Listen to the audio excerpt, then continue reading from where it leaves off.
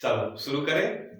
मैं आशीष राजपुरोहित, वर्तमान में मैं राजकीय उच्च माध्यमिक विद्यालय फतेहगढ़ में लेब असिस्टेंट की पोस्ट पे कार्यरत हूँ। हम टॉपिक पढ़ रहे हैं जैव प्रक्रम यानी लाइफ प्रोसेस। इसके मोटे मोटे से 9 भाग हो गए हैं। आज हम इसका भाग नंबर 10 पढ़ेंगे और जिसका भी सब टॉपिक है उत्सर्जन तंत्र। हालांकि ये टॉपिक शुरू करने से पहले कुछ 2-4 पॉइंट्स है मैं आपके साथ शेयर करना चाहूंगा कि आपको अब सर्दियों की छुट्टियां होने वाली है, शायद 25 से लेकर 31 दिसंबर तक है। उस दौरान मैं मुख्य क्लास तो लेके चलूंगा, लेकिन इसके साथ साथ हमेशा एक 2.5-3 मिनट का वीडियो और भी आएगा जिसके आपको नोट्स नहीं बनाने। उसके अंदर कुछ ऑथेंटिक चीजें होगी, कुछ ऐसे पॉइंट्स होंगे जो हमारी डेली लाइफ से संबंधित होते हैं, जिनको जानने की आपकी जिज्ञासा होती है। जैसे मैं कुछ पॉइंट्स शेयर करूं कि आपके मन में कभी कभी ऐसा ख्यालात आते होंगे कि हार्ट अटैक क्या होता है, या सर फांसी लगवाई जाती है तो उस आदमी की मृत्यु कैसे होती है, या जो व्यक्ति डूब के मरता है तो वो सर कैसे मरता है, या सर कभी कभार हमने देखा है कि कुछ ऐसे व्यक्ति होते हैं जिनका एक्सीडेंट हो, बाहर से कुछ लगा हुआ होता है नहीं फिर भी मर जाते, तो उनके साथ क्या होता है। कुछ ऐसे फैक्चुअल पॉइंट जो मैं 2-2.5 मिनट का वीडियो हमेशा लेके आऊंगा, तो उसको सिर्फ एक एंटरटेनमेंट के समान, मनोरंजन के समान आपको देखना है। कुछ अच्छी चीजें उसमें आपको सीखने को मिलेगी। और वैसे मैं अपने YouTube की बात करूं तो क्लास 9 के कुछ बच्चे हैं जो कल से शायद भाग नंबर 9 से ये वीडियो देख रहे हैं। उनके लिए भी एक अच्छी न्यूज है कि मैं लगभग छुट्टियों में आपके लिए अलग से क्लास शुरू करूंगा। यदि देखो आपके 9th में बच्चे लगभग 100+ है, उसमें से 35-40 बच्चे भी यदि इंटरेस्ट लेते हैं साइंस को पढ़ने में, तो मैं पर्सनली उनके लिए अलग से क्लास लूंगा साइंस की। और मैं उनको आश्वासन दिलाना भी चाहता हूं कि जो आपकी वार्षिक परीक्षाएं होगी उससे पहले मैं पूर्ण रूप से सिलेबस करवा दूंगा। मतलब मैं जो टॉपिक पढ़ाऊंगा उनके मैं पर्सनल आपको नोट्स लिखवाऊंगा, यदि आप जुड़ते हो तो। वैसे 10वीं के लिए और क्लास 11 के लिए चीजें चल रही है। साथ ही साथ मैं क्लास 8वीं के कुछ ऐसे बच्चे हैं, लगभग 15-20 बच्चे हैं, उनको मैं थैंक यू बोलना चाहूंगा कि वो साइंस के प्रति बहुत ज्यादा इंटरेस्ट ले रहे हैं। मतलब एक अच्छी चीज है कि हमारे भारतवर्ष में छोटे छोटे बच्चे साइंस के प्रति अट्रैक्टिव हो रहे। उनमें से मुझे अधिकांश ऐसे बच्चे लगते हैं या दिखते हैं मुझे कि वो साइंस में आगे जाकर इंजीनियर, डॉक्टर या इसरो या नासा में वैज्ञानिक बनने के लायक है। टीलीटी बोल रहा हूँ। कुछ ऐसे बच्चे हैं जो बहुत बढ़िया कर रहे हैं मेरे हिसाब से। तो 8वीं के बच्चों के मैं नाम लूं तो उसमें से एक महावीर है, हिना जांगीड़ है, हिना चौधरी है, केसर है, ममता, ज्योति, कविता। कुछ और बच्चे हैं जैसे करण करके क्लास 8 में है, जसविंदर। कुछ बच्चों के मुझे नाम पता है नहीं, तो उनको भी बोल दूंगा कि आप भी इंटरेस्ट ले रहे हो। एक दो और बच्चे शायद इस्माइल है, आरिफ है करके ऐसे कुछ नाम है, तो उनको और भी क्या बोलूं उनके बारे में। तो आप छोटे बच्चे क्लास 8 वाले इसी प्रकार साइंस से इंटरेस्ट लेते रहो। मुझे आशा है कि आप इस प्रकार जुड़े रहोगे मेरे से, या भले आगे आप साइंस पढ़ो तो आप अपने परिवार का नाम, खुद का नाम रोशन कर सकते हो।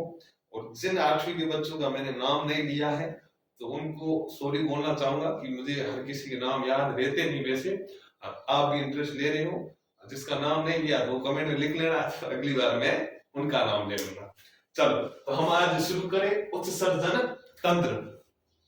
तंत्र का मतलब पता है आपको, सिस्टम। सिस्टम का मतलब होता है कि एक से ज्यादा अंग भाग लेते हो। जैसे मैंने आपको पहले बताया कि हमारे शरीर की कोशिकाएं मिलती है तो उत्तक, उत्तक मिलके अंग, जब एक से ज्यादा अंग मिलते हैं वो अंग तंत्र। इसका मतलब तंत्र का मतलब क्या है, जब एक से ज्यादा अंग मिले। और हम आज पढ़ रहे हैं उत्सर्जन तंत्र। क्या नाम है? उत्सर्जन तंत्र। तो हम उत्सर्जन तंत्र से पहले ये जानने की कोशिश करते हैं कि उत्सर्जन होता क्या, उत्सर्जन होता क्या। चलो जाने इसके बारे में, करे शुरू। देखो वैसे गला बैठ गया है, कुछ सर्दी भी लग गई है। अब आप ये मत बोलना कि सर हमने तो आपके गले को कभी खड़ा हुआ नहीं देखा, वो बैठ कैसे गया। पता नहीं, कुछ कहावतें हैं, कुछ लोग बोलते हैं गड़े का बैठना मतलब जुकाम टाइप कुछ होना। तो हम शुरू करें उत्सर्जन। उत्सर्जन का मतलब होता है, देखो उसको मैं एक फैक्चुअल अलग पॉइंट से लेके जाऊं कि ऊपर वाले ने, भले आप भगवान मानो, भले आप अल्लाह, वाहिगुरु, जीसस या किसी भी धर्म से हो, उसने कुछ जीव बनाए जिसमें से हम भी है, मनुष्य है। इसके अलावा आपने इस भू धरातल पर अधिकांश जीव देखे होंगे, या हमने कुछ मशीनें बनाई, बने ही नहीं बने, गाड़ियां दूसरी सब हमने बनाई है। कि जो ऊपर वाले ने जो मशीनें बनाई है, जो जीव बनाए हैं, या हमने जो मशीनें बनाई है, उनमें कुछ कार्य होने के बाद कुछ हानिकारक पदार्थ बनते हैं। हानिकारक पदार्थ कैसे?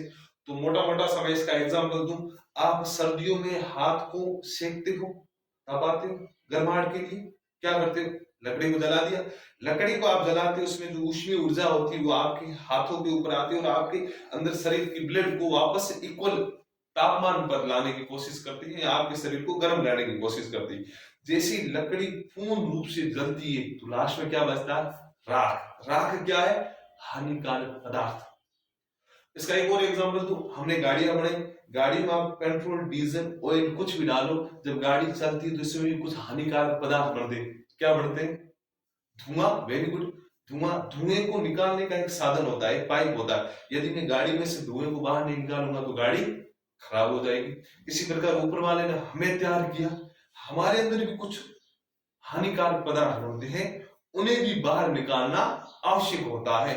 उत्सर्जन का मतलब क्या? उत्सर्जन या विसर्जन, अपने बोलते विसर्जित करो इन चीजों को, उत्सर्जित करो मतलब दूर करना, फेंकना, बाहर करना। इसका मतलब हमारे शरीर में कुछ ऐसे पदार्थ बनते हैं जिन्हें हमारे शरीर से बाहर निकालना जरूरी है।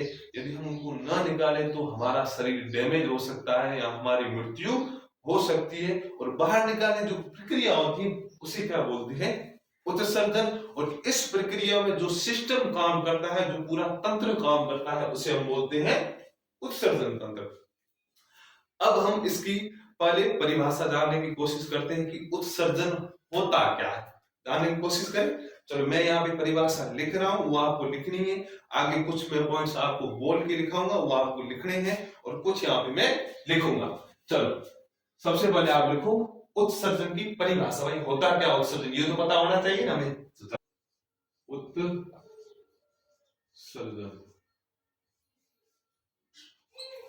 लिखे इसकी परिभाषा। चलो मैं बोलूं या लिखूं? यहाँ पे बोलूं? चलो लिखता हूं मैं, ठीक है। लिखो परिभाषा। मनुष्य में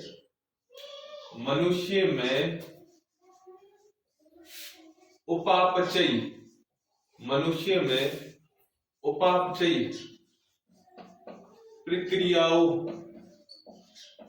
मनुष्य में उपापचयी प्रक्रियाओं के फलस्वरूप बनने वाले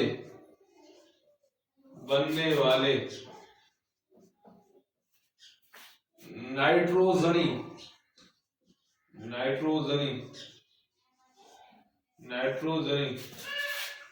अपशिष्ट पदार्थों, नाइट्रोजनी अपशिष्ट पदार्थों को, दिख तो रहा है ना आपको, को बाहर निकालने की प्रक्रिया उत्सर्जन कहलाता है। उत्सर्जन कहलाता है। एक और पॉइंट लिखो, मानव का या मनुष्य का, मानव का मुख्य उत्सर्जी अंग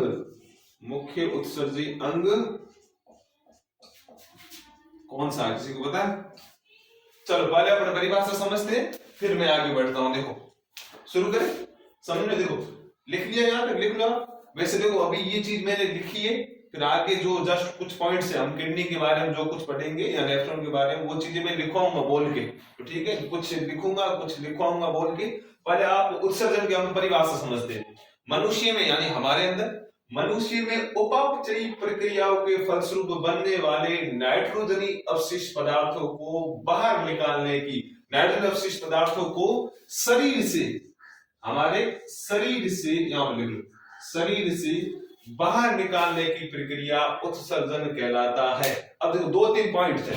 पहला पॉइंट से उपापचयी प्रक्रिया, इसका देखो सिंपली बात है, इस भूमंडल में, इस पृथ्वी में जितनी भी प्रक्रियाएं होगी उसके फलस्वरूप कुछ न कुछ हानिकारक चीज प्राप्त होगी। सिंपली मैंने एक दो एग्जांपल पहले दे दिए कि मैं लकड़ी को जलाऊंगा, हाथ सेकूंगा, फिर लास्ट में कुछ हानिकारक पदार्थ बनता है। क्या बनता है? राख। जैसे मैं पेट्रोल डीजल यूज करूंगा गाड़ी में, हानिकारक पदार्थ क्या बनेगा? धुआं। वैसे हर चीज में, हर मनुष्य में, हर प्राणी में, हर एक गाड़ी में, जो भी हमने मोटरें मशीनें बनाई, सब में हानिकारक पदार्थ बनता है।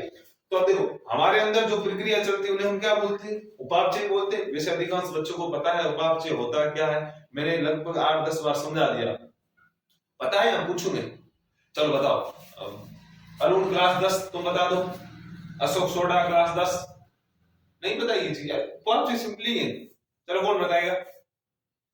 विष्णुराम क्लास 11 बायो, युवराज क्लास 11 बायो, करण क्लास 8, करण सेन क्लास 10, याकूब, बीरबल, कौन बताएगा? रोशन। चल तू ही बता दे। उपापचय प्रक्रिया क्या होती है? शाबाश, वेरी गुड। वैसे सबने सही आंसर दिया। उपापचय प्रक्रिया क्या? सर हमारे अंदर चलने वाली ऐसी रासायनिक अभिक्रिया जिसमें जीव द्रव्यों के घटकों का बनना, वो टूटना, बनते हैं हम एनाबॉलिक बोलते हैं, टूटते वो कैटाबॉलिक बोलते हैं। Very good. देखो मनुष्य में उपापचय प्रक्रिया होगी, उसके फलस्वरूप कुछ हानिकारक पदार्थ बनते हैं, लेकिन हमारे अंदर कौन से बनते हैं? नाइट्रोजनी अपशिष्ट पदार्थ। अपशिष्ट का मतलब होते हैं गंदे पदार्थ या हानिकारक पदार्थ, लेकिन है कैसे वो? नाइट्रोजनी। इसका मतलब जो हानिकारक पदार्थ है उसके अंदर किसकी मात्रा है? नाइट्रोजन की। किसकी मात्रा है? नाइट्रोजन की। या हम बोल सकते हैं सर वो नाइट्रोजन से मिलकर बने हुए होते हैं। तो मनुष्य में उपापचय प्रक्रियाओं के फलस्वरूप बनने वाले नाइट्रोजनी अपशिष्ट पदार्थों को शरीर से बाहर निकालने की प्रक्रिया क्या कहलाती है? उत्सर्जन कहलाती है। समझ में आया यहां तक? अब नीचे मैंने एक और पॉइंट लिखा, इसके ऊपर आप तारा लगा दो एक दो, हर एग्जाम में पूछा जाता है। मानव का मुख्य उत्सर्जी अंग कौन सा है? हमारे शरीर में कौन सा अंग है जो उत्सर्जन में सहायक है? कौन बताएगा? बढ़िया पॉइंट है। मतलब 10वीं 12वीं के हिसाब से बढ़िया है और हर कॉम्पिटिशन एग्जाम में पूछा जाता है। भले आप पटवार दो, भले आप पुलिस दो, किसमें दो, तो इसके बारे में हमेशा पूछा जाता है। चलो कौन सा अंग होता है, कौन बताएगा मुझे? क्लास 8 केसर, ज्योति, यशविंदर, करण, कौन बताएगा? 8वीं में। चल माधुरी तुम बता दे। पता है नहीं तुम्हें? मतलब मानव का मुख्य उत्सर्जी अंग कौन सा होता है? बोलो बोलो बोलो। क्लास 9 कौन से बच्चे जुड़े हुए? कोई है? नाम तो मुझे याद नहीं। चलो 11 में बता दो। एग्रीकल्चर, शोभा, सीमा, कविता, साहिल क्लास 11 एग्रीकल्चर, साहिल क्लास 11 बायोलॉजी। Very good. क्या? किडनी। बस मनुष्य का मुख्य उत्सर्जी अंग कौन सा होगा? किडनी। कभी समझा सोचा आपने किडनियां कितनी होती है हमारे शरीर के अंदर? 2 होती है। कितनी होती है? 2 तो होती है। किडनी का काम क्या है? किडनी का काम क्या होता है बताओ? क्या होता है भाई जी? हमारे रक्त को, हमारे ब्लड को, हमारे लोही को, हमारे खून को साफ करने का काम ये करती है। साफ करना मतलब हमारे रक्त के अंदर जो नाइट्रोजन अपशिष्ट पदार्थ होते हैं उनको बाहर निकालना। ये छन्नी होती है, छाननी थोड़ी। चाय जो सुबह सुबह पियो सो या ना, तो छाननी में, छाननी में चाय तैयार भी करें, उसमें उसके अंदर डाल दिए चाय, तो जो चाय जो लिक्विड अवस्था होती है, द्रवीय अवस्था, वो नीचे आ जाती है। जो चाय की सॉलिड अवस्था होती है या सेमी सॉलिड अवस्था, या चाय की पत्ती हो जो वो ऊपर रहती है, तो सेम यही करती। किडनी एक छन्नी है, रक्त को छानने का काम करती है। जो हानिकारक जो पदार्थ होते हैं उनको बाहर निकालने का काम कौन करती है? किडनी। मनुष्य के अंदर कितनी किडनियां होती है? 2 होती है। कहां पाई जाती? ये हमारी पीठ की ओर उदरीय भाग में, जो कसरे दंड बोलो या से बोलो वर्टिबल कॉलम या मेरुरज्जु, और क्या बोलते इसको? वर्टिकल कॉलम जिसका भाग हो जाएगा, मेरुरज्जु इसके अंदर ही होता है। वैसे इसको बोलते हैं हिंदी में क्या बोलते हैं? रीढ़ की हड्डी। इस रीढ़ की हड्डी के दोनों ओर 2 किडनियां होती है जो हमारे उदर गुहा में पीठ की ओर यहाँ पे होती है। उदर गुहा सर क्या होता है? उदर गुहा मतलब जो हमारा डायफ्राम, मैंने कल बताया था, फेफड़ों के नीचे की ओर एक संरचना होती है डायफ्राम, जो श्वसन में सहायक होती है। मनुष्य के शरीर में डायफ्राम के नीचे का भाग उदरीय भाग कहलाता है और डायफ्राम के ऊपर का वक्षीय भाग। ध्यान रखना, डायफ्राम के नीचे का उदरीय भाग, ऊपर वाला भाग वक्षी भाग। तो मैं आपको बोलूं हमारी आंखें किस भाग में पाई जाती है, तुम बोलोगे सर ये फेफड़े, फेफड़े ये मेरा डायफ्राम, डायफ्राम ऊपर सर, आंखें ऊपर, इसका मतलब ये वक्षी भाग में। तो मैं बोलता हूँ मेरी पेट या आंत कहाँ पाई जाएगी, तुम बोलोगे सर ये तो डायफ्राम के नीचे, इसका मतलब ये उदरी भाग में। तो किडनियां भी नीचे होती मतलब उदरी भाग में। तो किडनियां हमारी क्या मुख्य उत्सर्जी अंग है। तो ये परिभाषा लिख लो, ये लिखो, और थोड़ा सा हम आगे बढ़ते हैं। लिख लिया, मिटा दोगे, चलो ठीक है। अरे समझ में तो आ रहा है, वैसे आराम से लेके चलेंगे अपन, एक एक चीजों को रिलैक्स होके समझेंगे, ठीक है। वैसे गला बैठ गया मेरा। अब देखो मैंने यहां पे लिखा था नाइट्रोजनी अपशिष्ट पदार्थ, तो आपके ख्याल में आना चाहिए ये क्या होते हैं। देखो लिखे इनके बारे में, थोड़ा सा और पीछे चलते, पीछे क्या आगे चलते। देखो जितने भी जीवधारी, जीवधारी से समझते कि इस पृथ्वी पर जितने भी जिंदा है, भले मनुष्य हो, भले बादल हो, भले छोटे जीव हो, बड़े जीव। अब देखो हमारे अंदर ऊपर वाले में एक सिस्टम बनाया ऑक्सीजन तंत्र, जिसकी सहायता से हम अपशिष्ट पदार्थों को बाहर निकालते हैं। आपके ख्यालात में तो और भी इसके अलावा और भी उत्सर्जी पदार्थ होते हैं, जैसे आपने पाचन की प्रक्रिया की, आप भोजन लेते हो, पाचन की प्रक्रिया होती है जिसमें जो आवश्यक भोज्य पदार्थ होते हैं उनका अवशोषण होता है। फिर बाद में जो फीकल मैटर या मल होता है वो बड़ी आंत के मलाशय में संग्रहित हो जाता है, फिर उसे हमारे शरीर में गुदा मार्ग द्वारा बाहर निकाल दिया जाता है। यहाँ आप सुबह सुबह जाते हो फ्रेश होने के लिए, वो है सेमी सॉलिड अवस्था में। लेकिन हम इस पार्ट में पढ़ेंगे, वो पढ़ेंगे द्रवीय अवस्था में या तरल अवस्था में जो उत्सर्जन होता है उनके बारे में, मतलब यूरिन के बारे में, हम इसके बारे में इसमें पढ़ेंगे। लेकिन अब देखो मैं बात करूं नाइट्रोजनी अपशिष्ट पदार्थों की, इस पृथ्वी पर जितने भी जीवधारी है तो उनमें किसी में नाइट्रोजनी अवशिष्ट पदार्थ अमोनिया होता है, किसी में यूरिया होता है, किसी में यूरिक अम्ल होता है, किसी में अमोनिया, किसी में यूरिया और किसी में यूरिक अम्ल। ये तीन अलग अलग प्रकार के नाइट्रोजनी अवशिष्ट पदार्थ है जिनका स्त्रावन अलग अलग जीवों द्वारा किया जाता है। हमारे द्वारा जिस नाइट्रोजनी अवशिष्ट पदार्थ का उत्सर्जन किया जाता है वो होता है, क्या नाम इसका, क्या नाम है, यूरिया। क्या नाम है, यूरिया। तो आप सोच लो सर यूरिया वो खेत में जीरा दूसरा होता है वही, हाँ उससे संबंधित उसके जैसा ही होता है यूरिया। इसका मतलब हम जो यूरिन करते हैं, पेशाब करते हैं, तो उसमें किसकी मात्रा होती है, यूरिया की। और सर बढ़ता कैसे, देखो हमारी कोशिका है, बढ़ा भी कैसे, कोशिका में उपापचय प्रक्रिया होती है। क्या होती है, उपापचय प्रक्रिया। उपापचय प्रक्रिया में जो लाभदायक चीजें होती है वो हमारी सेल्स ग्रहण कर लेती है, उसके फलस्वरूप एक हानिकारक चीज बढ़ती है जिसे बोलते हैं अमोनिया। क्या बोलते हैं, क्या बोलते हैं, अमोनिया। लेकिन हम किसका उत्सर्जन करते हैं, यूरिया का। ये अमोनिया बढ़ती है, ये अमोनिया हमारी कोशिकाओं के लिए हानिकारक होती है। यदि मैं इन अमोनिया को मेरे शरीर से बाहर न निकालूं तो ये मेरी कोशिकाओं को क्षतिग्रस्त करेगा, यानी मेरी कोशिकाओं को ये मारेगा। यदि कोशिका की मृत्यु होगी इसका मतलब जीव की मृत्यु होगी। तो ये अमोनिया मुझे इसको शरीर से बाहर निकालना है, लेकिन अमोनिया के लिए एक कंडीशन होती है, किसी भी जीवधारी को अमोनिया को बाहर निकालने के लिए ज्यादा से ज्यादा मात्रा में पानी की आवश्यकता होती है, और मनुष्य की आवश्यकता पानी नहीं।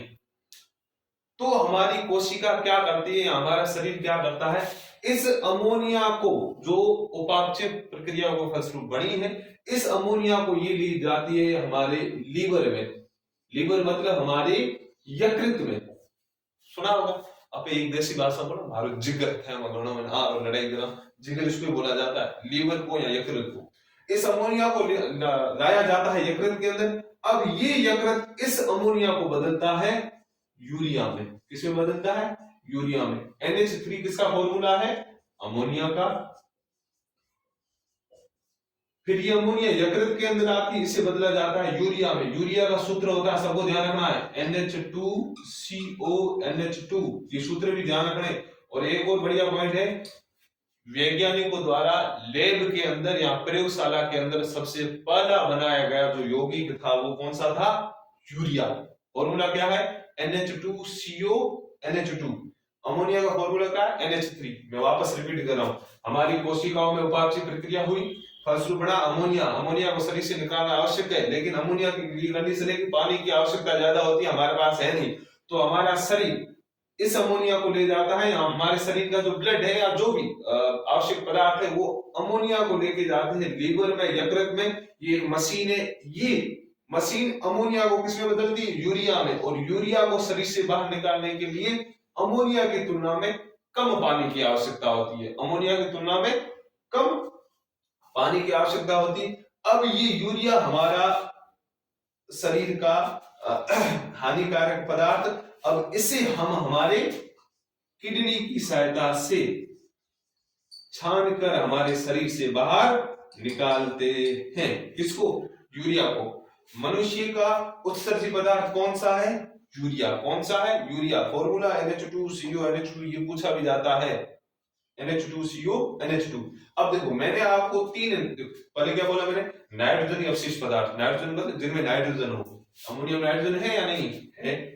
यूरियम नाइट्रोजन है या नहीं है? सर NH2CO NH2 दो नाइट्रोजन है। इसका मतलब इन्हें हम बोलते हैं नाइट्रोजनी अपशिष्ट पदार्थ। अपशिष्ट का मतलब गंदे, हानिकारक। अब मैं आपको 3 श्रेणियों के बारे में बताता हूं, हालांकि 10वीं NCERT में इतना जिक्र है नहीं, लेकिन पूछा जाता है। 3 श्रेणियां हम यहाँ पे लिखेंगे कि कौन कौन से जीव है जो किस पदार्थ का उत्सर्जन करते हैं। हम किसका करते हैं? यूरिया का। तो कुछ ऐसे भी होंगे जो अमोनिया का करते हैं, कुछ ऐसे भी जो यूरिक अम्ल का करते हैं। वो कौन से जीव है उनके बारे में थोड़ा बहुत अपन लिखते हैं। लेकिन अरे ये समझ में आया? चलो बढ़िया, लिख लो, भले ये मतलब समझने लायक की चीजें। चलो मैं आपको श्रेणियां बता रहा हूं कौन कौन से जीव किसका उत्सर्जन करते हैं। अब देखो सबसे पहले मैं यहां लिख रहा हूं अमोनिया। क्या लिख रहा हूं? अमोनिया। कुछ ऐसे जीव हैं जो अमोनिया का उत्सर्जन करते हैं। अमोनिया के बाद फिर मैं लिखता हूं यूरिया। कुछ ऐसे जीव हैं जो यूरिया का उत्सर्जन करते हैं, और कुछ ऐसे जीव हैं जो यूरिक अम्ल का उत्सर्जन करते हैं। मुख्यतः 3 प्रकार के नाइट्रोजन अवशिष्ट पदार्थ हैं, जिसमें से एक अमोनिया, एक यूरिया और एक यूरिक अम्ल। चलो कोई बताएगा अमोनिया का फॉर्मूला? अभी तो लिखा है। Very good. क्या? NH3। यूरिया का बताओ भाई। Very good, NH2CO NH2 urea. एक और चीज ध्यान रखना, जब तक जिंदा हो तब पता होना चाहिए कि लेबोरेटरी के अंदर, लैब के अंदर, प्रयोगशाला में बनाया गया पहला यौगिक कौन सा था? यूरिया। कौन सा था? यूरिया। यही होता है, खेतों में यही डालते हैं हम। यूरिक अम्ल, इसका फॉर्मूला क्या है? सर इसका क्या, हमें क्या पता, आपने बताया नहीं, इन दोनों का तो बताया। तो इसका लिख लो, यूरिक अम्ल का होता है C5H4N4O3।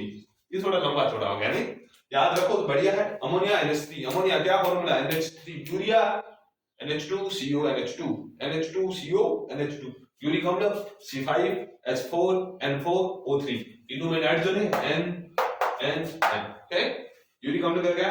C5H4N4O3। अब देखो अब कौन कौन से जीव होते हैं जो इनका उत्सर्जन करते हैं? अमोनिया का उत्सर्जन वो करेंगे जिनके पास पानी ज्यादा। मैंने पहले बताया हम अमोनिया को यूरिया में बदलते हैं, फिर उसका उत्सर्जन करते हैं। क्यों बदलते हैं? क्योंकि हमारे पास इतना पानी नहीं है। तो अमोनिया का उत्सर्जन वो करते हैं जिनके पास पानी ज्यादा होता है। पानी किनके पास ज्यादा होगा? जो पानी के अंदर पाए जाते हैं। इसका मतलब जो मछलियां होती हैं, जो मछलियां होती हैं, या जलीय कीट, यानी जो जल के अंदर कीट पाए जाते हैं, वो किसका उत्सर्जन करते हैं? अमोनिया का। यूरिया का हम का मतलब स्तनधारी, जिसका उदाहरण है मनुष्य, जिसका उदाहरण है मनुष्य। अब आप सोच रहे हो कि सर ये स्तनधारी क्या? ऐसे जीवधारी जो अपने बच्चों को दूध पिलाते हैं वो स्तनधारी कहलाते। मनुष्य, गाय, बकरी, भेड़, दूसरी सब क्या है? स्तनधारी। तो स्तनधारी या मनुष्य किसका उत्सर्जन करते हैं? यूरिया का। यूरिक अम्ल, इसका मतलब जिनके पास बहुत कम पानी होता है, तो वो कौन से जीव है? तो आप बोलोगे सर पक्षी। कौन से? पक्षी और सरीसृप। सरीसृप से समझते हो? सांप है, यहाँ आपने देखा होगा उसको, और क्या बोलते हैं, नाम तो मैं भूल गया। सांप रंग बदलने वाला एक होता है, क्या बोलते हैं उसको? किल्डू बोलो कि बोलो देसी भाषा। तो वो किसके अंदर आते हैं? सरीसृप के अंदर। ठीक है, इसका मतलब आपको पूछा जाए भाई अमोनिया का उत्सर्जन कौन करते हैं, तुम बोले सर मछलियां हैं या जलीय कीट, जो जल के अंदर कीट पाए जाते हैं अमोनिया करते। यूरिया का कौन करते? सर हम करते। यूरिक अम्ल का तो आप बोले सर पक्षी करते, सरीसृप करते और कीट करते। जो कीट जल के बाहर पाए जाते हैं वो किसका करते हैं? यूरिक अम्ल का। जो जल के अंदर पाए जाते हैं वो अमोनिया का। ठीक है, यहां तक समझा है। अब देखो इन तीनों में सबसे ज्यादा हानिकारक कौन सा होता है? अमोनिया। अमोनिया सबसे ज्यादा हानिकारक होता है। तो आप हानिकारक बोलो या विषाक्त यानी जहरीला। सबसे अधिक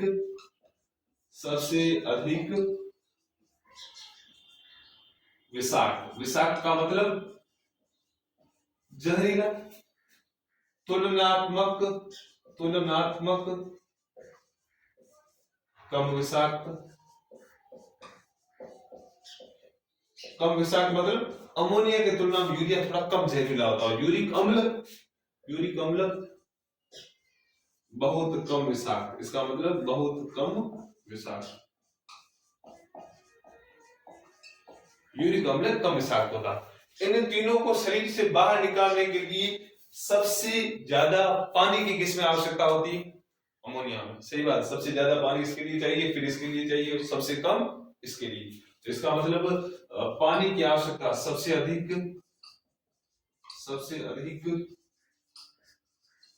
जल की आवश्यकता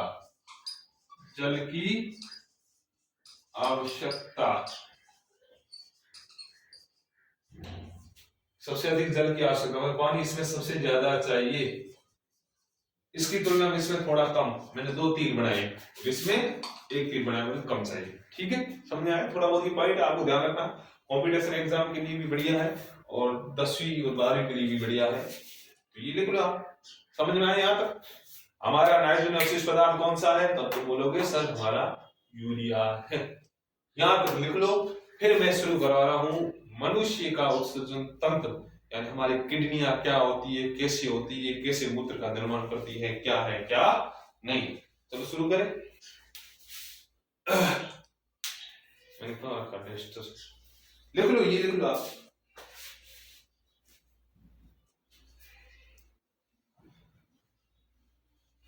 कर दो साहब, चलो।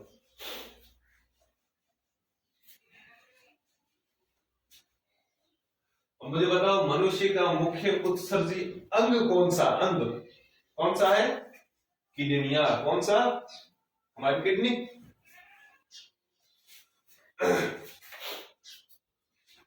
चलो शुरू करें। अब आप पॉइंट डाल दो। मानव उत्सर्जन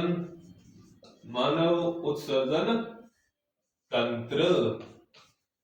चलो लिखो आप, मानव उत्सर्जन तंत्र लिखो। अब इसमें लिखो, मैं कुछ पॉइंट्स लिखा रहा हूं, लिखो आप खुद लिखो। बोलो मैं, लिखो। मनुष्य का, वापस लाइन लिखवा लो, मनुष्य का मुख्य उत्सर्जी अंग, मनुष्य का मुख्य उत्सर्जी अंग किडनियां हैं। किडनियां क्या? किडनीज बोलते हैं अपन, किडनीज या किडनियां हिंदी में। मनुष्य का मुख्य उत्सर्जी अंग किडनियां हैं। अंग की बात करो, ठीक है। अब नीचे नई लाइन से शुरू करो। मानव उत्सर्जन तंत्र में, मानव उत्सर्जन तंत्र में, मानव उत्सर्जन तंत्र में, तंत्र में दो किडनियां, दो किडनियां, दो मूत्र वाहिनियां, दो मूत्र वाहिनियां, दो मूत्र वाहिनियां, दो मूत्र वाहिनियां लिखो या दो मूत्र नलिका लिखो।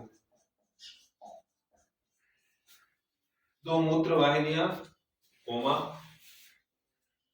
मूत्राशय, कोमा मूत्राशय, मूत्राशय समझो, मूत्राशय ऐसा स्थल जहां पर मूत्र का संग्रहण होता है, मूत्राशय तथा मूत्र मार्ग, तथा मूत्र मार्ग सम्मिलित हैं, तथा मूत्र मार्ग सम्मिलित है।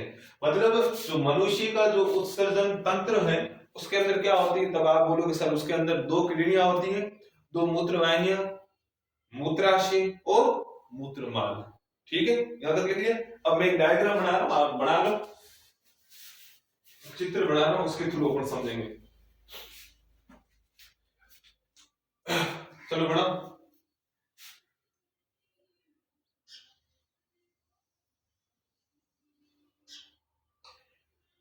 अच्छा बना रहा हूं बखान तो करो मेरे।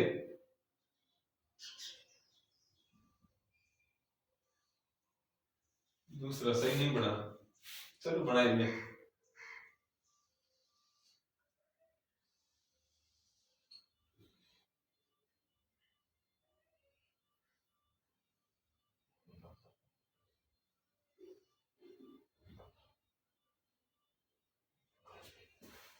जैसा भी बना आप बना लो। चलो ये दो संरचना है, ये है किडनी, ये किडनी, ये दूसरी वाली किडनी। चलो ऐसे ये एक किडनी, ये दूसरी वाली किडनी, हाँ या ना, ये है किडनी। वैसे आप एनसीईआरटी का बनाओ पहले, जो देखो पहले मैं कह रहा हूं, जो मैं बनाता हूं रफली वो आपको बनाने हैं कॉपी के अंदर, ठीक है। और जो किताब के अंदर मैं बोलता हूं वो बना के लाना, तो भी बनाना आपको। ये दो किडनियां हैं, ये देख रहे हो नलिका समान, इसे बोलते हैं मूत्र वाहिनी। मूत्र वाहिनी, मूत्र वाहिनी बोलो, यहां से बोलता जाता है मूत्र नलिका, मूत्र नलिका। ये थैले के समान संरचना देख रहे हो, इसे बोलते हैं मूत्राशय, मूत्राशय। और लास्ट में ये टुचकी समान देख रहे हो, इसे बोलते हैं मूत्र मार्ग, मूत्र मार्ग। ये बना लो, मैंने अभी यही लिखा है आपको। मानव उत्सर्जन तंत्र में दो किडनियां, दो मूत्र वाहिनियां, दो ये, एक ये दूसरी ये, एक मूत्राशय और एक मूत्र मार्ग। अब देखो यहां से जो मूत्र है वो बढ़ेगा, यानी किडनी से रक्त छनेगा, छनने में जो हानिकारक पदार्थ है वो किडनी में आएंगे, फिर वहां से इस मूत्र वाहिनी से होकर आएंगे मूत्राशय में। मूत्राशय मतलब ऐसा आशय जहां पर मूत्र संग्रहित हो, या ऐसा स्थल जहां पर मूत्र संग्रहित हो, फिर वहां से उसको बाहर निकाला जाता है मूत्र मार्ग से। मूत्र मार्ग से जो नर होते हैं उनमें पेनिस या सेशन की सहायता से, जो मादाएं होती है उनमें वेजाइना या योनि के मार्ग से मूत्र को बाहर निकाला जाता है। चलो ये लिख लो आप। अब मैं आगे क्या लिखाऊंगा भाई, किडनी क्या होती है उसके बारे में थोड़ा लिखाऊंगा, फिर मूत्र वाहिनी या मूत्र नलिका क्या होती है उसके बारे में लिखाऊंगा, मूत्राशय क्या होता है और मूत्र मार्ग क्या होता है। चलो ये लिख लिया, बना दो डायग्राम। चलो बना दिया। अब आप लिखो सबसे पहले किडनी के बारे में। किसके बारे में लिखोगे, किडनी के बारे में। अब मैं बोलूंगा और आप लिखोगे। सबसे पहला पॉइंट डालो इसके अंदर, किडनी, क्या किडनी।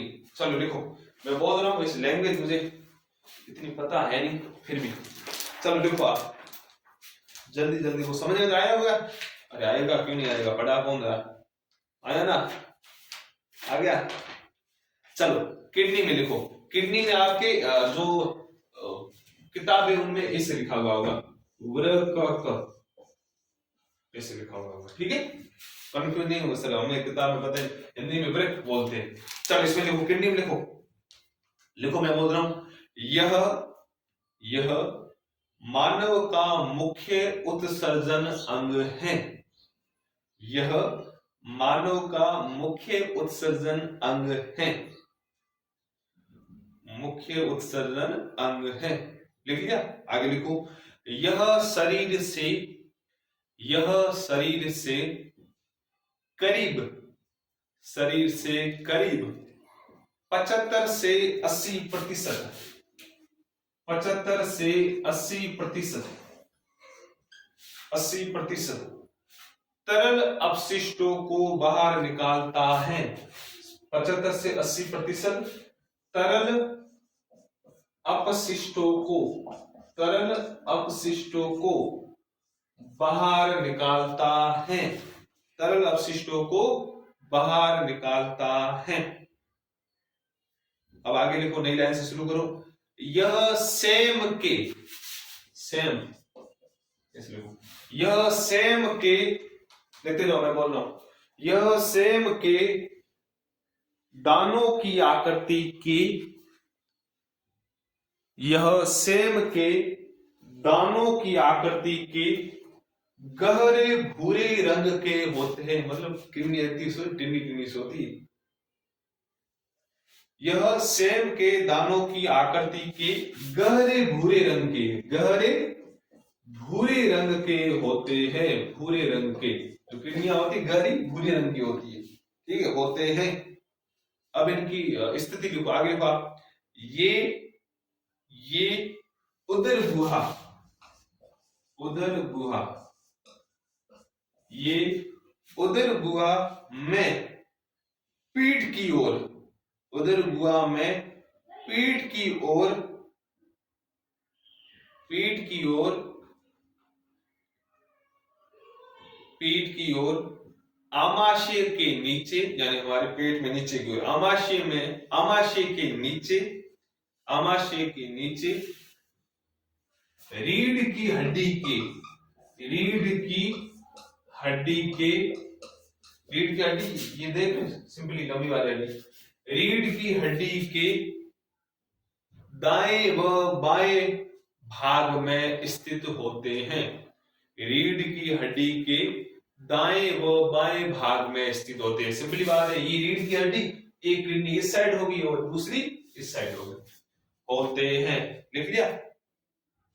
अब आगे लिखो, वृक्क यानी किडनी, वृक्क या किडनी, वृक्क की मध्य सतह पर एक खांच होती है, वृक्क की मध्य सतह पर एक खांच होती है, एक खांच होती है, जिसे हाइलम कहते हैं, जिसे हाइलम, दिख रहा है आपको, जिसे हाइलम कहते हैं।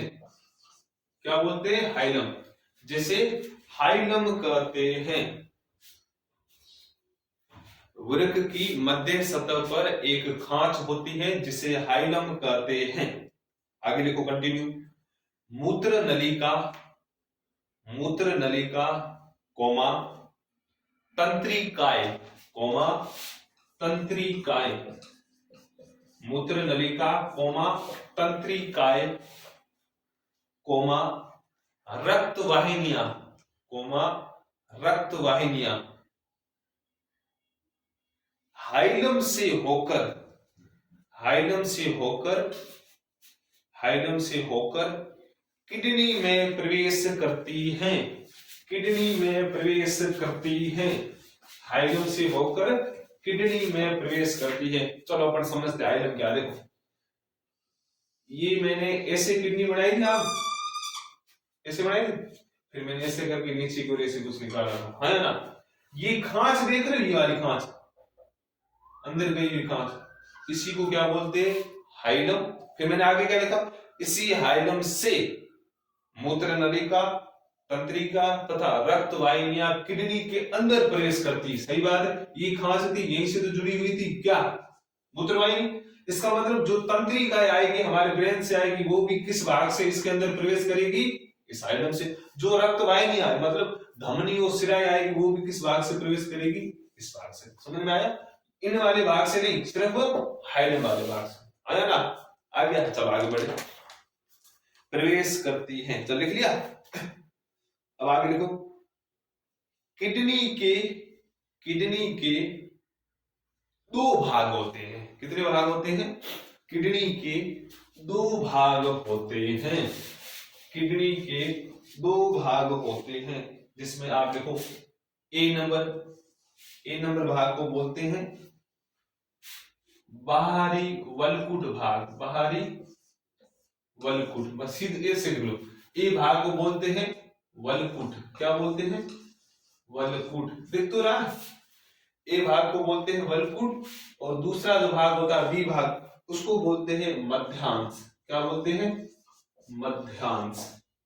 किडनी के दो भाग होते हैं, एक को बोलते हैं वलकुट, दूसरे बोलते हैं मध्यांश। वलकुट को इंग्लिश में बोलते हैं कॉर्टेक्स। थोड़ा ये भी ध्यान रख लो, कॉर्टेक्स, CORTEX। मध्यांश को बोलते हैं मेडुला। क्या बोलते हैं? मेडुला। किडनी के दो भाग होते हैं, एक भाग को वल्कुट यानी कॉर्टेक्स बोलते हैं, दूसरे भाग को मध्यांश या मेडुला बोलते हैं। अब इसमें आगे लिखो, आगे नई लाइन से शुरू करो। नई लाइन लिखो, सबसे बढ़िया पॉइंट है, तारे लगा लो 10-15 इस पॉइंट के ऊपर। किडनी की संरचनात्मक इकाई, किडनी की संरचनात्मक इकाई नेफ्रॉन कहलाती है। नेफ्रॉन कहलाती है। नेफ्रॉन कहलाती है। तारे लगा दो। नेफ्रॉन को हिंदी में बोलते हैं वृक्काणु। क्या बोलते हैं? वृक्काणु। वृक्काणु। आप इंग्लिश में ध्यान रखो। किडनी की संरचनात्मक इकाई नेफ्रॉन कहलाती है। इसका मतलब जो किडनी है ये लाखों नेफ्रॉन से मिलकर बनी है। सिंपली बात है, हर जो अंग है उसका कुछ न कुछ आधारभूत भाग होता है, कुछ न कुछ उसकी आधारभूत इकाई होती है। मेरी आधारभूत इकाई क्या है? कोशिका। Very good. मैंने लास्ट लेक्चर में आपको फेफड़े बताए थे, फेफड़ों की क्या होती है इकाई? वेरी गुड, वायु कूपिका एल्वेलाई। बताया था नहीं बताया था? इसी प्रकार अब आपको पूछा जाए भाई जी किडनी की क्या इकाई होती है संरचनात्मक, मतलब किडनी किससे मिलकर बनी होती है, तब आप बोलोगे नेफ्रॉन या वृक्काणु। ध्यान रखना, इंपॉर्टेंट है, नेफ्रॉन पूछा जाता है हर बार। चलो लिख दिया। अब आगे लिखो, अब आगे लिखो, प्रत्येक नेफ्रॉन के दो भाग होते हैं। प्रत्येक नेफ्रॉन के दो भाग होते हैं। इसका मतलब जो नेफ्रॉन होता है उसके दो भाग होते हैं। अब देखो थोड़ा बहुत अपन समझते हैं, समझे? आपने कहा था क्या? प्रत्येक नेफ्रॉन के दो भाग होते हैं। नेफ्रॉन क्या है? किडनी की संरचनात्मक इकाई। नेफ्रॉन क्या होता है? किडनी की संरचनात्मक इकाई। आया ना? बोलो। जैसे स्याही थोड़ी कम पड़ गई, हम पढ़ रहे इकाई और पूरी हो गई हमारी स्याही। चलो डाल देते इसके अंदर। दिख तो रहा है वैसे? कैसा समझ में आ रहा है? आएगा? क्यों नहीं आएगा? अरे आ रहा नहीं आ रहा? चलो ये लो, गिरा दिया मैंने। उठा लो इसको, इसको रख लो यहां।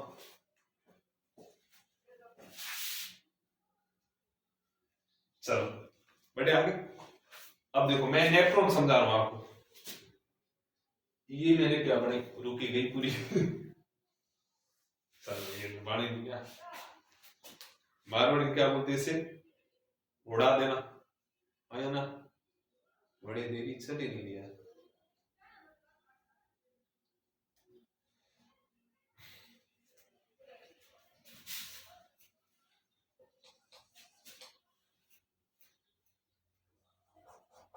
अरे चल जा। चलो थोड़ी और स्याही डाल दे। तुम यही चाहोगे सर ना चले तो बढ़िया है? आया ना? यही चाह रहे तुम? सर बढ़िया ही ना चले तो हमें छुटकारा मिल जाए। अब ये खुल ही नहीं रही यार। एक मिनट। इसमें क्या थोड़ा उल्टा सिस्टम है, खोलते ही बंद होता है, बंद होता है वो खुलता है, क्लॉकवाइज और एंटी क्लॉकवाइज से। चलो थोड़ी स्याही और डाल देता हूं।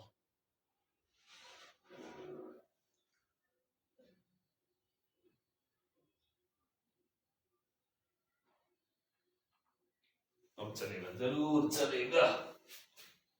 जैसे हाथ गंदे हो गए भाई, अब चलेगा जरूर।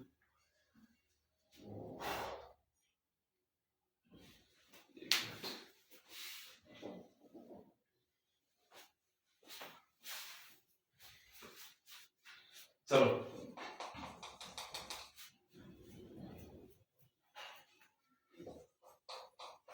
चलने लग गया। चलो अब देखो अपन समझते हैं नेफ्रॉन को। समझे? टाइम पास हो गया तुम्हारे? नहीं, ये क्या है? किडनी। अब किडनी के अंदर कुछ ऐसी संरचनाएं होती है, छुट्टी होगन बाहर होगी जेडी। ऐसी कैसी संरचना कितनी होती है? लाखों की संख्या में। कितनी होती है? लाखों की संख्या में। इन्हीं को हम क्या बोलते हैं, नेफ्रॉन। क्या बोलते हैं, नेफ्रॉन। मैंने अभी क्या बताया, नेफ्रॉन के दो भाग होते हैं, यहां तक लिखा है, आगे नहीं। अब देखो मैं इस नेफ्रॉन को बाहर उठा के ले रहा हूं, नेफ्रॉन को बाहर ले रहा हूं, बाहर लूंगा तो नेफ्रॉन ऐसा होता है।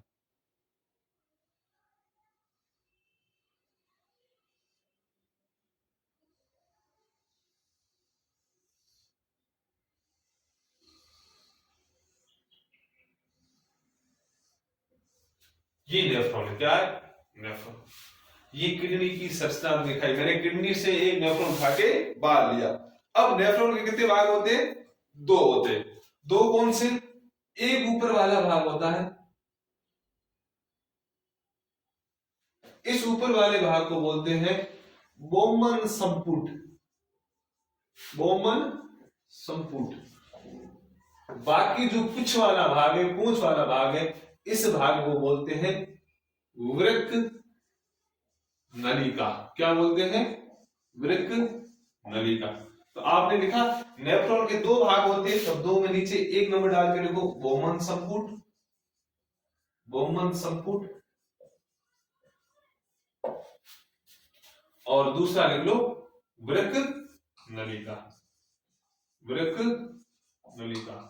अब यदि आपको पूछा जाए किडनी के कितने भाग होते हैं, दो होते हैं। कौन कौन से होते हैं, कौन कौन से, एक कोर्टेक्स, दूसरा मेडुला, एक वल्कुट, दूसरा मध्यांश। वो किसके थे, किडनी के। नेफ्रॉन के कितने भाग होते हैं, वो भी कितने होते हैं सर, दो होते हैं। कौन सा, एक सर बोमन संपुट, दूसरा होता है वृक्क नलिका। अब हम इनके बारे में विस्तार पूर्वक पढ़ेंगे। तो पहला पॉइंट आप डालो बोमन संपुट, ये क्या होता है, इनके बारे में लिखा रहा हूं। लिखो बोमन संपुट, पहला पॉइंट लिखो आप बोमन संपुट। ये लिखो, इसमें तीर लगा के आगे लिखो आप। यह नेफ्रॉन के, ये नेफ्रॉन है पूरा, यह नेफ्रॉन के ऊपरी भाग में पाए जाने वाला, बोमन संपुट में लिखो, यह नेफ्रॉन के ऊपरी भाग में पाए जाने वाला कप के आकार का थैला होता है। कप के आकार का थैला होता है, सीधी बात है। कप है, ऐसा होता है कप, वही बोमन संपुट है। समझ में आ रहा, नहीं आ रहा, चलो वापस रिपीट कर रहा हूं। यह नेफ्रॉन, ये पूरी संरचना क्या है, नेफ्रॉन। यह नेफ्रॉन के ऊपरी भाग, ऊपर वाले भाग, ऊपरी भाग में पाए जाने वाला कप के आकार का थैला होता है। कप के आकार का थैला होता है। आगे देखो, बोमन संपुट में, बोमन संपुट में अभिवाही धमनियों की, बोमन संपुट में अभिवाही धमनियों, अभिवाही धमनियों की कोशिकाओं का एक गुच्छा पाया जाता है। वापस रिपीट कर रहा हूं, बोमन संपुट में अभिवाही धमनियों की कोशिकाओं का एक गुच्छा पाया जाता है। अब मैंने देखो, धमनी है, अभिवाही, अभिवाही का मतलब जो धमनी, धमनी सिरा से समझते हो, नलिका होती, जो धमनी इसके अंदर आ रही है, जो आ रही है उसे बोलते हैं अभिवाही, जो जा रही है उसे बोलते हैं अपवाही। जो आ रही है उसे अभिवाही, जो जा रही है उसे अपवाही। अब देखो वापस समझते इसको, वापस मैं रिपीट कर रहा हूं, लिखो आप, बोमन संपुट में अभिवाही धमनियों की कोशिकाओं का एक गुच्छा पाया जाता है, एक गुच्छा पाया जाता है, एवं इस गुच्छे को ग्लोमेरुलस कहते हैं। इस गुच्छे को ग्लोमेरुलस कहते हैं। क्या बोलते हैं, ग्लोमेरुलस। इस गुच्छे को ग्लोमेरुलस कहते हैं, ग्लोमेरुलस कहते हैं। ग्लोमेरुलस का, आगे लिखो, ग्लोमेरुलस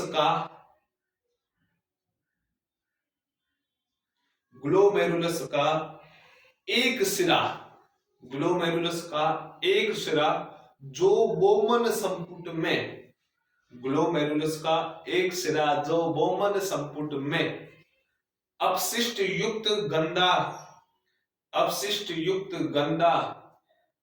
रक्त लाता है, अपशिष्ट युक्त गंदा रक्त लाता है,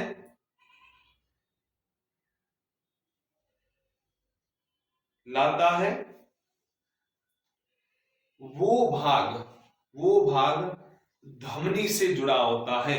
इसका मतलब जो अपशिष्ट युक्त गंदा रक्त लाता है वो किससे जुड़ा हुआ होता है? धमनी से। वो भाग धमनी से जुड़ा होता है तथा दूसरा भाग जो स्वच्छ रक्त को ले जाता है तथा दूसरा भाग जो स्वच्छ यानी साफ रक्त को ले जाता है तथा दूसरा भाग जो स्वच्छ रक्त को ले जाता है वह वृक्क शिरा से जुड़ा होता है। वृक्क शिरा से जुड़ा होता है। वृक्क शिरा से जुड़ा होता है। अब मैंने जो अभी 2-3 लाइनें लिखी आपको कुछ समझ में नहीं आई? चलो अपन समझते। अब देखो ये डायग्राम बना दिया, ये क्या है? वृक्काणु या नेफ्रॉन। अब देखो मैं कह रहा हूं ये बोमन संपुट है, इसके पास कुछ धमनियां आती है। कैसे? ऐसे एक धमनी आई, ये नलिका बना रहा हूं, ठीक? इसके अंदर आई तो वो इसके अंदर इसे लपेटा मारती है। क्या मारती है? लपेटा। अब इसके अंदर एक धमनी आई जो लपेटा मार रही है। इस धमनी में क्या था? अपशिष्ट पदार्थ थे। क्या थे? अपशिष्ट पदार्थ थे। लपेटा मारा गोल घूमी फिर वापस आगे निकल गई। भाई मैं ऐसे बना रहा हूं, ऐसे है तो वही पहले आई फिर लपेटा लिया फिर निकल गई। यहां से धमनी आई लपेटा लिया। जो ये लपेटा वाली संरचना जो देख रहे हैं इसे हम क्या बोलते हैं? ग्लोमेरुलस। क्या बोलते हैं? ग्लोमेरुलस, है ना? अब देखो आगे वाला लाइन क्या लिखो? बोमन संपुट के अंदर बोमन संपुट के अंदर जो ग्लोमेरुलस वाला भाग है उसमें जो संरचना या जो वाहिनी आती है जिसमें अशुद्ध रक्त होता है वो होती है धमनी। तथा मतलब आने वाला भाग होता है या प्रारंभिक भाग होता है वो होता है धमनी। तथा ग्लोमेरुलस का जो दूसरा वाला भाग होता है वो होती है वृक्क शिरा। समझ में आया? सिंपली बात है। ये बोमन संपुट है, रक्त नलिका आई, गुच्छा मारा, गुच्छे को हम बोलते हैं ग्लोमेरुलस। जो आती है वो धमनी होती है, जो जाती है वो वृक्क शिरा होती है। आया समझ में? चलो अब आगे ए पॉइंट अपन ने बोमन संपुट पढ़ लिया। अब दूसरा पॉइंट लिखो वृक्क नलिका। भाई वृक्क नलिका क्या होती है ये लिखो। वृक्क नलिका सेकंड पॉइंट लिखो वृक्क नलिका और तीर का साइन करके आगे इसमें लिखो वृक्क नलिका में लिखो।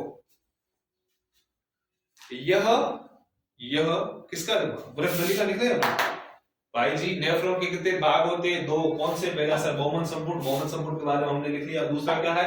वृक्क नलिका। चलो वृक्क नलिका क्या होती है लिखो इसके बारे में। यह बोमन संपुट के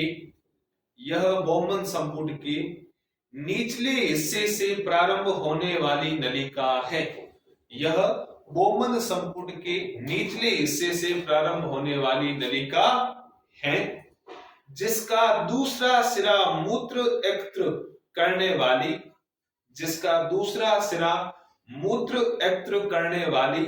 नलिका से जुड़ा होता है। पहले आप लैंग्वेज लिख लो, मैं समझा दूंगा पूरा। वापस रिपीट कर रहा हूं। वृक्क नलिका के अंदर तीर का साइन करके आगे आप लिखो। क्या लिखोगे? यह बोमन संपुट के निचले हिस्से से प्रारंभ होने वाली नलिका है। इसका मतलब अपने आप एक नलिका है। आगे लिखो जिसका दूसरा सिरा मूत्र एकत्र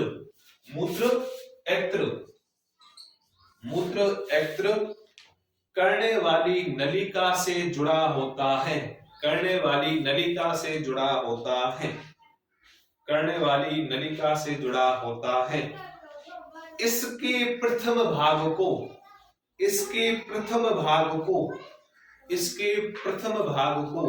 समीपस्थ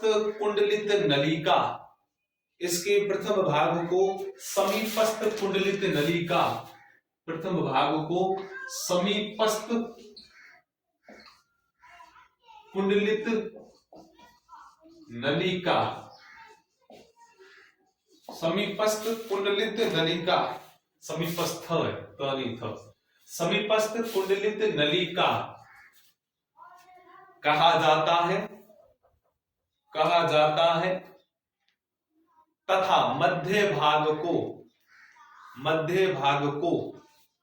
जो हेयर पिन के समान,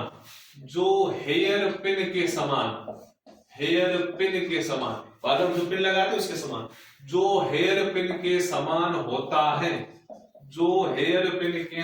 होता है, उसे हेनले लूप कहा जाता है। उसे हेनले लूप क्या बोलते हैं? हेनले लूप कहा जाता है, उसे हेनले लूप कहा जाता है। तथा इस नलिका का अंतिम भाग दूरस्थ कुंडलित नलिका कहलाता है। दूरस्थ कुंडलित नलिका कहलाता है। ये था नेफ्रॉन का वृक्क नलिका वाला भाग क्या था, मैं रिपीट कर देता हूं, वापस बोल देता हूं। यह बोमन संपुट के निचले हिस्से से प्रारंभ होने वाली नलिका है, जिसका दूसरा हिस्सा मूत्र एकत्र करने वाली नलिका से जुड़ा होता है। इसके प्रथम भाग को समीपस्थ कुंडलित नलिका तथा मध्य वाला भाग जो हेयर के पिन के समान होता है, जो हेयर पिन उसके समान होता है, उसे हेनले लूप तथा अंतिम भाग को दूरस्थ कुंडलित नलिका कहा जाता है। चलो इसको समझे। अब देखो, ये पूरा है नेफ्रॉन, इसका पहला वाला ये कटोरे के समान जो भाग है ये कहलाता है बोमन संपुट। क्या कहलाता है? बोमन संपुट। जो पीछे जो बचा हुआ है ये भाग कहलाता है वृक्क नलिका। ये वाला देखो, यहां से लेकर यहां तक ये क्या कहलाता है? वृक्क नलिका। अब देखो, वृक्क नलिका में भी कम, यहां से लेकर यहां तक वाला भाग कहलाता है समीपस्थ कुंडलित नलिका। ये वाला भाग क्या कहलाता है? समीपस्थ कुंडलित नलिका। नीचे आप देख रहे हो पिन के समान, हेयर पिन के समान, इस भाग को बोलते हैं, मध्य वाले भाग को बोलते हैं हेनले लूप। क्या बोलते हैं? Henle loop. और लास्ट वाला ये भाग है, इसे बोलते हैं दूरस्थ कुंडलित नलिका। लास्ट वाले क्या बोलते हैं? दूरस्थ कुंडलित नलिका। सिंपली बात है, पहला वाला भाग बोमन संपुट, दूसरा वाला भाग जो बाकी है ये था वृक्क नलिका। वृक्क नलिका में भी पहला भाग है समीपस्थ कुंडलित नलिका, बीच वाला है हेनले का लूप या हेनले लूप, और लास्ट वाला है दूरस्थ कुंडलित नलिका। यहां तक आज के लिए खूब है, थोड़ा और रहा है, आधा घंटा और लगेगा। कल हम इसे और समझेंगे, भाई मूत्राशय क्या होता है, मूत्र मार्ग क्या होता है, मूत्र वाहिनी क्या होती है, क्या है क्या नहीं। फिर लास्ट में हम पढ़ेंगे भाई मूत्र का निर्माण कैसे होता है। तो यहां तक के लिए धन्यवाद। वीडियो को आप प्रॉपर्ली देखें, समझने की कोशिश करें, और आज मजा आएगा समझने में। ठीक, आप बोरियत भी नहीं हो, एक एक पॉइंट मैंने लिखा है और अच्छी तरह समझाया। तो जिसने चैनल को लाइक नहीं किया वो लाइक करें, सब्सक्राइब करें, और बाकी जो कुछ भी वो करते रहे आप। जय हिंद, धन्यवाद। आज के लिए तक हो गए।